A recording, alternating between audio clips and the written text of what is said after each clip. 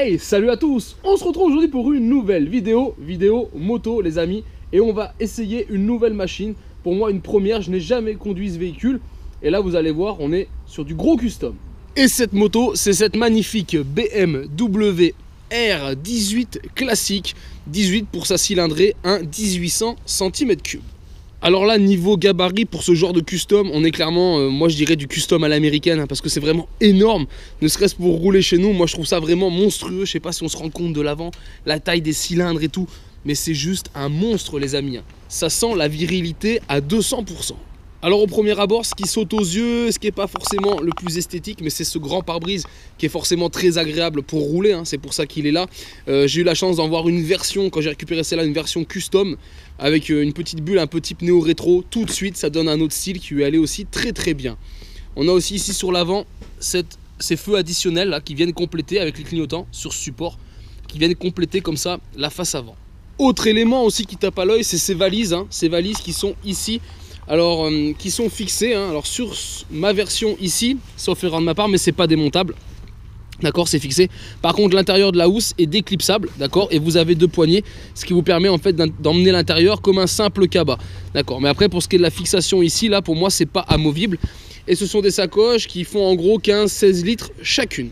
Et autre détail qui tape à l'œil, pour ceux qui connaissent la R18, c'est ici les pots d'échappement. Les fiches ont été remplacées ici par deux tubes lance-missiles et qui ont une sonorité vraiment sympathique quand on est sur la route, surtout quand on coupe les gaz, il y a 2-3 retours qu'on entend bien claquer. Autre chose que j'ai trouvé impressionnant, c'est cette roue. Cette roue c'est du 16 pouces et pourtant quand on la regarde, on la trouve très très grosse. C'est en fait le pneu qui est épais, c'est un 130-90 et c'est ce qui donne un peu cette impression de grosse roue à l'avant, malgré qu'on ait une petite roue en fait en 16 pouces. Modification aussi sur la selle, là on est sur une selle d'origine, mais alors il y a le moelleux. Le confort est là, franchement les amis, même pour la selle passager, on reste quand même sur une mousse qui est ferme, mais on sent quand même, vous voyez, on peut bien l'écraser à la main sans forcer. Donc voilà, là ça a été amélioré clairement. Celle-ci, la selle conducteur, franchement, au niveau confort, il n'y a rien à dire, malgré que les suspensions soient légèrement fermes, on y trouve vraiment la qualité de conduite. Par contre, je vous le dis, quand vous montez dessus, et ce qui surprend, en plus moi je suis pas très grand, je fais 1m72, d'accord, c'est quand même une machine qui tout plein fait, et on voit la taille du monstre quand même, c'est une machine prête à rouler, qui fait 365 kg, c'est juste énorme. Clairement, moi je trouve ça énorme, surtout pour un petit gabarit. Et bien sûr dessus, ce qui marque le coup, c'est ce fameux 1800, d'accord, c'est la fierté du constructeur, la famille des R18. Là on est sur une cylindrée de 901 cm3 par cylindre, et en gros ça vous donne 91 chevaux à 4750 tours minute. Autre point fort, et on aime ou on n'aime pas, c'est ici la visibilité de la transmission par cardan. Voilà, ce qui donne un petit côté mécanique visible plutôt sympathique. Et on retrouve pour le freinage 3 disques les amis, 2 à l'avant, 1 à l'arrière en 300 mm, avec ici 2 pistons de chaque côté, donc 4 pistons pour l'avant, et je peux vous dire que le freinage n'est pas ouf. Quant à celui de l'arrière, je peux vous jurer qu'il est, heureusement qu'il est là, parce qu'il fait toute l'efficacité de la machine, parce que quand on veut freiner de l'avant et qu'on veut l'arrêter, il faut vraiment écraser la poignée. Allez, on va s'intéresser maintenant au tableau de bord. Donc il n'y a pas besoin de clé pour démarrer, la clé est dans ma poche, d'accord. C'est une clé comme ça, qui ressemble un petit peu au réservoir, ok, qui est cool. Donc ça, tu la gardes avec toi dans la poche, tu appuies sur le bouton de marche, initialisation du tableau de bord. Et là après pour démarrer, il va me falloir 2 mains, parce qu'il faut embrayer et appuyer en même temps sur le démarreur. Donc voilà, au ralenti on voit les amis, on a l'impression d'être sur du Guzzi, ça tremble dans tous les sens. Un petit écran digital ici avec un bouton ici menu qui permet de faire défiler. D'accord, on va avoir les kilomètres parcourus, la vitesse moyenne, les volts de la batterie si on charge ou pas. On a la date, on a la consommation au 100 km, on a la consommation en live, on a l'heure bien sûr. On a le nombre de tours minutes, regardez, on n'a pas de compte tour, mais du coup il est digital, vous voyez, voilà. Ça vous permet d'avoir voilà, plusieurs infos. Voilà, c'est sympa, mais ça va pas vraiment chercher loin, c'est quand même vraiment la base de base. Sur le commodo gauche, on retrouve entre autres le régulateur de vitesse. On a ici un bouton mode, là on a le mode rock, d'accord, on a le mode rain et on a le mode roll. Rain c'est tranquillou, roll c'est tranquillou aussi, c'est on va dire l'intermédiaire, et le rock, on va dire c'est la version la plus sportive, si on se permet l'expression, sur ce custom. On retrouve bien sûr l'appel de phare, les warnings, le klaxon, les clignotants, d'accord.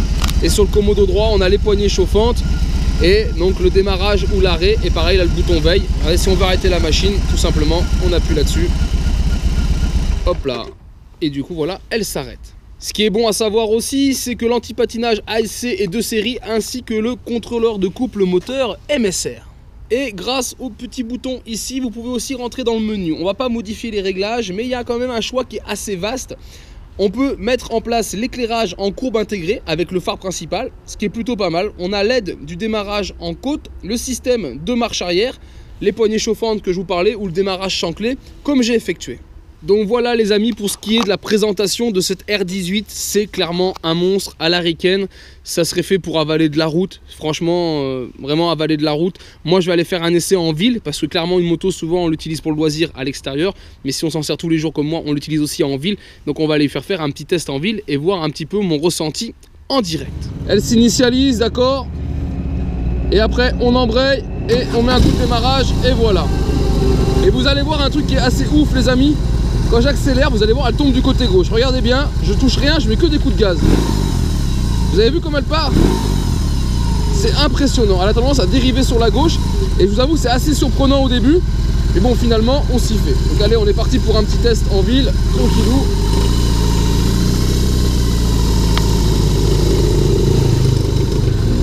Alors un 1800, hein, c'est quand même très coupleux.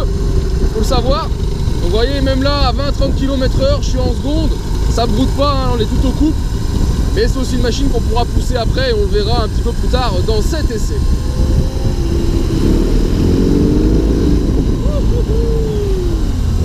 Il y a un super bruit, hein. Franchement il y a un très joli bruit sur cette machine les amis. C'est assez ouf, c'est très maniable. Franchement on peut déjà y mettre de l'angle.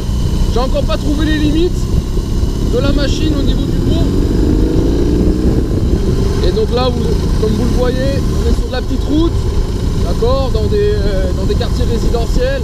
C'est de la zone 30, c'est des routes avec des dodanes, c'est des routes un peu cabossées. Donc voilà, c'est pas forcément ce qui est le plus agréable, et justement, ça permet de voir un petit peu ce que vaut ce custom. La suspension, elle est bien, elle est middle, c'est-à-dire qu'on est vraiment entre le souple et le ferme. Il y a juste ce qu'il faut, je trouve, c'est pas trop mou, parce qu'on pourrait être tenté par croire que c'est une machine qui est vraiment trop molle.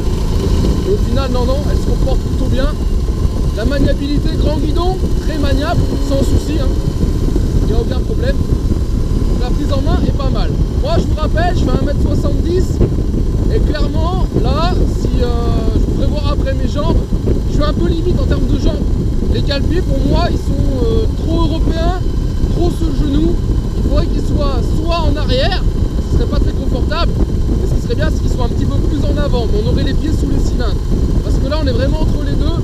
C'est pas ce que j'apprécie, parce que vous allez voir après quand je la manœuvre, je vous ferai une petite vidéo tout à l'heure, j'ai les jambes, les mollets qui tapent dans les cale-pieds, alors je suis limite en train de faire le grand écart sur cette moto, mais voilà, après c'est aussi une habitude à prendre. En tout cas ça va plutôt pas mal, c'est impressionnant parce que c'est gros, c'est relativement lourd, on sent bien, ça me rappelle les motos cuisine, vous savez, avec les cylindres à plat, on la sent vraiment vibrer, et une fois qu'on est lancé, qu'on a un petit régime moteur, après ça s'équilibre, il n'y a plus de soucis. En tout cas ça me pose aussi. Le frein avant il n'y en a pas. Alors le frein avant faut oublier. Ça je peux vous le dire tout de suite. Si vous venez à l'essayer, faites attention. Il y a plus de puissance sur le frein arrière qu'il y en a sur l'avant. L'avant est relativement très mou sur cette machine. C'est même un peu dommage. Il n'y a pas de jauge à essence. Ça c'est un truc de dingue les amis. Il n'y a pas du tout de jauge à essence. Moi j'ai jamais vu ça en 2023. Mais pourtant si, regardez, il n'y en a pas. Oh là là là là, le bruit! Ça c'est beau! Franchement c'est poussif hein, les amis, c'est vraiment poussif, super agréable. Là, on a un petit peu de voix, on va dire un petit peu rapide, on va se calmer un peu, on va se faire une petite poussée pour vous rendre compte. Comme quoi, malgré qu'on peut rouler au coup, pousser sur un 1800, il faut aussi se faire plaisir.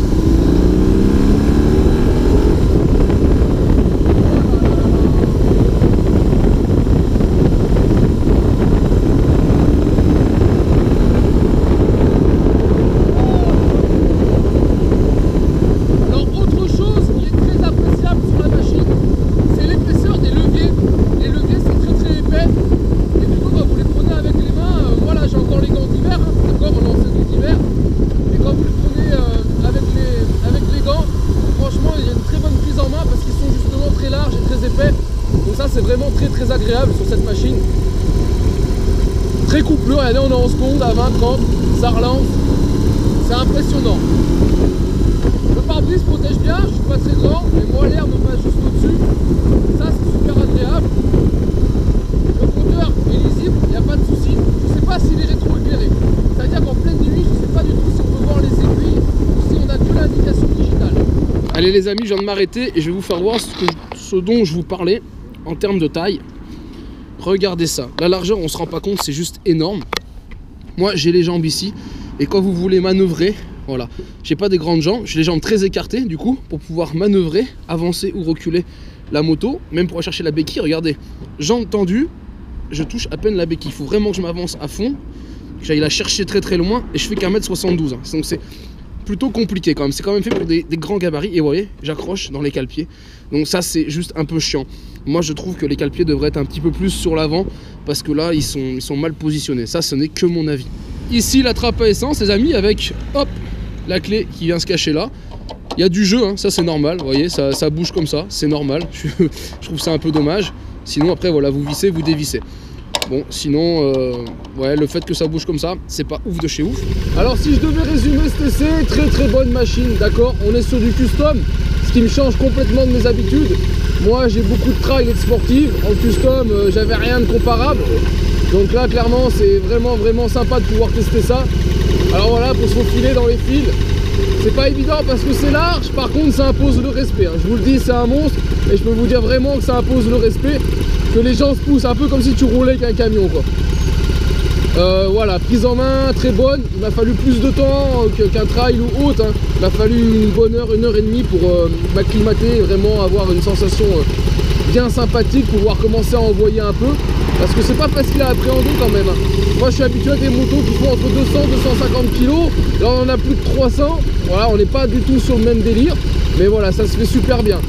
Pour les petites personnes, et ben voilà, c'est un peu emmerdant au niveau de l'écart des jambes, mais même sinon à rouler et à déplacer, c'est pas un souci. Les 300 kg à manœuvrer quand on est sur des petites places, quand on veut faire des retournements, j'ai essayé de faire des demi-tours aussi sur des parkings et tout, ça se fait super bien. Comme c'est très coupleux, on cale pas et on peut tourner au ralenti. Et non, franchement, super machine. Moi, je suis étonné de cette machine.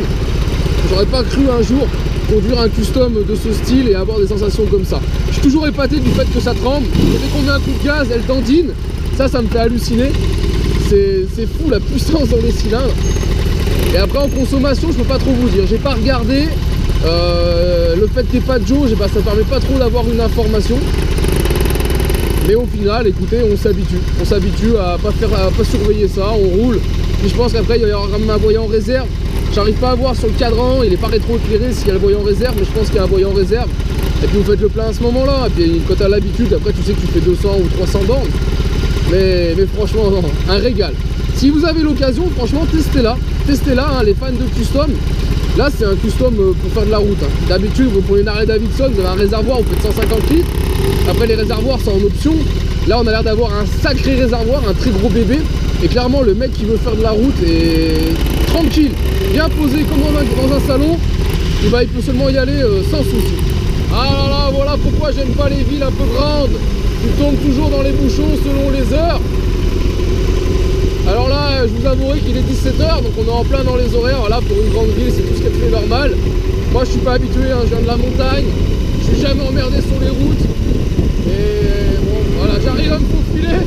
Mais là, avec ce monstre, clairement, c'est pas évident. Et encore, j'ai la 125 qui ouvre la route devant, que je suis en train de suivre.